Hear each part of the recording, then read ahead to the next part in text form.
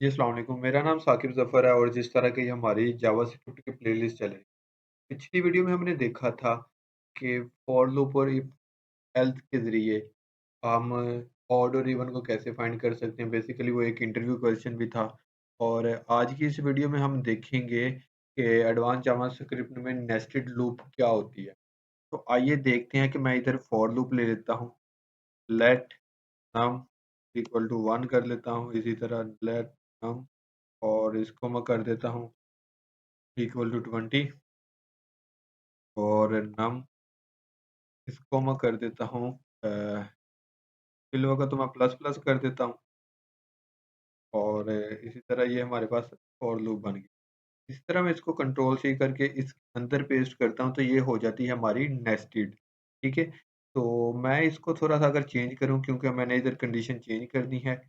तो basically nested loop हम इस्तेमाल करते हैं कोई डाटा को टेबुलर फॉर्म में शो करवाना हो या फिर कॉलम्स की फॉर्म में या किसी यूज़र का डाटा हो जिस तरह के हमारे पास आईडी नेम सब नेम होता है, लास्ट नेम होता है, इसी तरह उसके सब्जेक्ट्स वगैरह कह सकते हैं अगर स्टूडेंट है, एम्प्लॉयी आईडी अगर एम्प्लॉयी है तो इस तरह की कंडीशंस को बनाने के लिए हम फॉर लूप और नेस्टेड फॉर लूप का इस्तेमाल करते हैं। तो मैं इधर कर लेता हूँ इक्वल टू नम प्लस 5।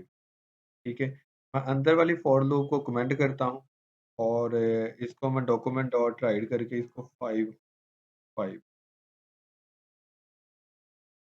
मैं कर लेता हूँ डॉक्यूमेंट डॉट राइट और इधर मैं कर लेता हूँ नम। अब मैं जैसे इसको रन करता हूँ मेरे पास 1 आ गया, 6 11 और 16। तो अब मैं ज़रा इसमें स्पेस देता हूँ तो मेरे पास कुछ इस तरह की चीज़ बन के आ जाए।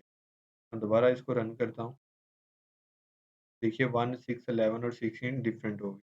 तो अब हम इसको कैसे इस्तेमाल कर सकते हैं वो देखते हैं। इधर हम नीचे वाली जो फॉर लूप है इसको अनकमेंट कर दिया। मैं इस वेरिएबल को दे देता num2 के नाम से। num2 इक्वल टू है num के। अब क्योंकि हमारे पास इनिशियल वैल्यू num होगी और इसी तरह num हमारे पास हो जाता है num2। num2 हो जाता है less than and equal to num plus 5 5 यानी कि उसमें 5 ऐड कर दें और ये 20 को हम कर देते हैं ख़त्म। इसी तरह num प्लस प्लस इधर num2 कर लें और ये सेम ही कंडीशन रहेगी। अब मैं जब इस डॉक्यूमेंट डॉट राइट को num2 में इधर लिखता हूँ तो मेरे पास क्या कंडीशन आती है वो देख लेते हैं। इधर num और इधर मैं num2 कर देता हूँ। जैसे ही मैंने num2 किया मैं इसको रन करता हूँ तो मेरे पास कुछ इस तरह आ गई 1 2 3 4 5 6 7 8 10 यानी कि 20 तक हमारे पास वैल्यू आ गई।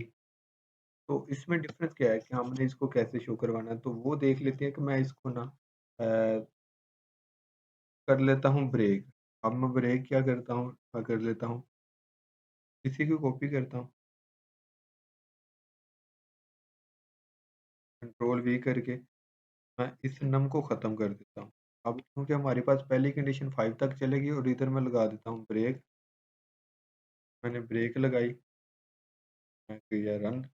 अब ये देखिएगा मेरे पास कुछ वैल्यू आई हैं 1 2 3 4 और 5। फिर 5 से नीचे ब्रेक होके 6 पे चला गया।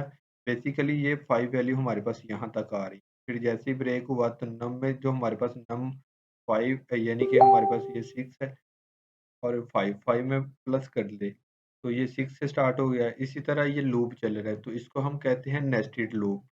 तो ये था हमारा नेस्टेड लूप और इसको अगर हम कर दें इधर से 20 है, अगर हम इसको कर देते हैं फ़र्ज़ करें 40 कर देते हैं और हमारा स्टार्ट कहाँ से हो जाए 11 से। अब हमारे पास कुछ वैल्यू डिफरेंट आएगी। डिफरेंट कैसे होगी, अब हमारा 11 स्टार्ट हो रहा है और 5 डिजिट का बन रहा है 11 टू 15 16 टू 20 और 21 टू 25 26 टू 30। तो ये हमारा 5 का पेयर था। इसी को अगर हम कर दें 10 का पेयर तो 10 का पेयर बनाने के लिए हमने 10 लिख दिया और इधर वैल्यू में ऐड कर दिया 10 और सेम ही कंडीशन को रन कर देंगे। अब हमारे पास ये 3 वैल्यूज़ बन जाएँगी 11 टू 20 21 टू 30 और 31 टू 40। तो ये थी हमारी next loop. Thanks for watching. इंशाल्लाह मिलेंगे नेक्स्ट वीडियो में। अल्लाह हाफ़िज़।